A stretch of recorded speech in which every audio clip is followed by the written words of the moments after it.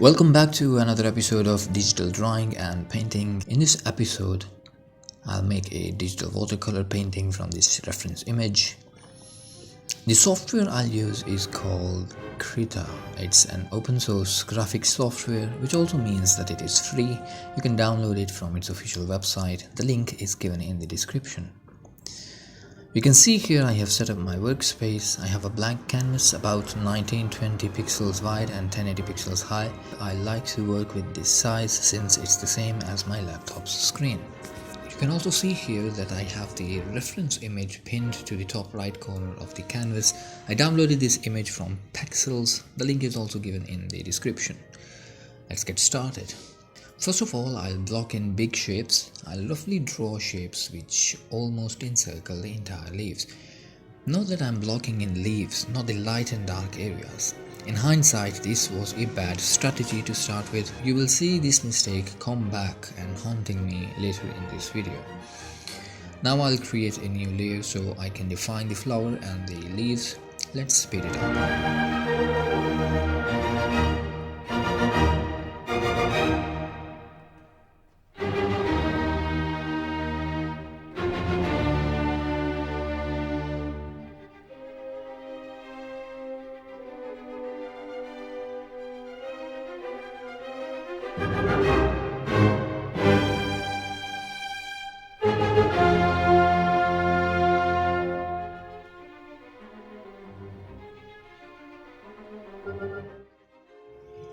Great!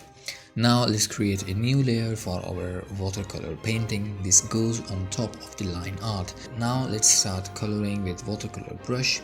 I'll choose a purple color for the flower, not to be confused with violet, which is closer to the blue color. Purple is closer to red. I'll keep the opacity low for the traditional watercolor look. Watercolors are actually very light, and to mimic their look digitally, we need to keep things on the lighter side. I'm using pressure sensitive pen tablet, Huion H420X to be exact. So I control the amount of pigment that I transfer to the canvas through the pressure control, and if I press harder, it mimics more water transfer. One thing that I miss in this watercolor brush for Krita is its ability to emulate wet on wet strokes. In terms of watercolor painting, the wash dries as soon as you pick up the brush. If you have not worked with watercolor brush, you wouldn't know what I'm talking about.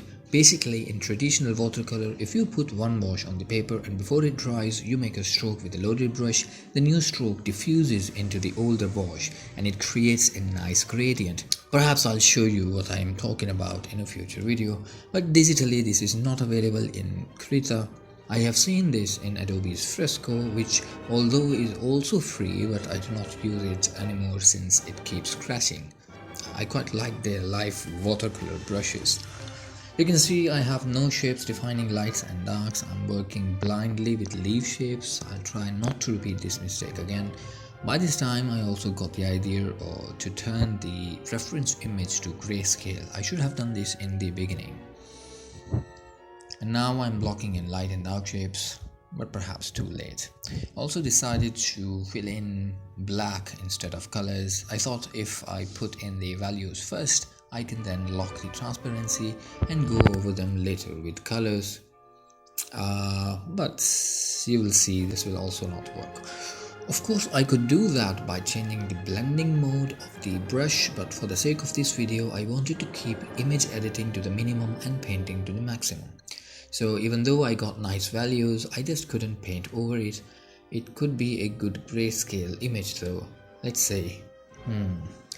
So I decided to scrap it and start over again. So okay, starting over, I'm painting over the light parts of the leaves, leaving the dark areas alone. In watercolor, you put in lighter values first and then move on to darker ones.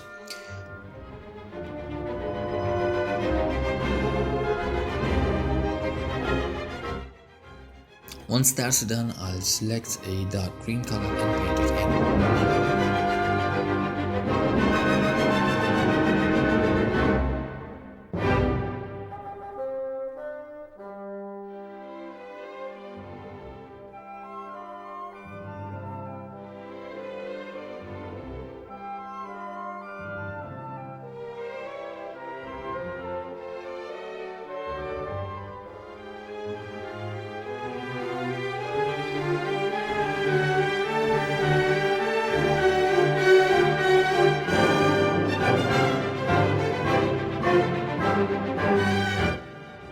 and of course the purple color for the flower.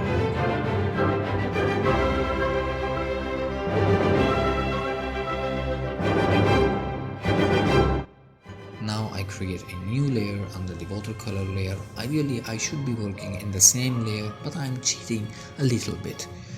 I put in the dark green color for the dark areas behind the leaves.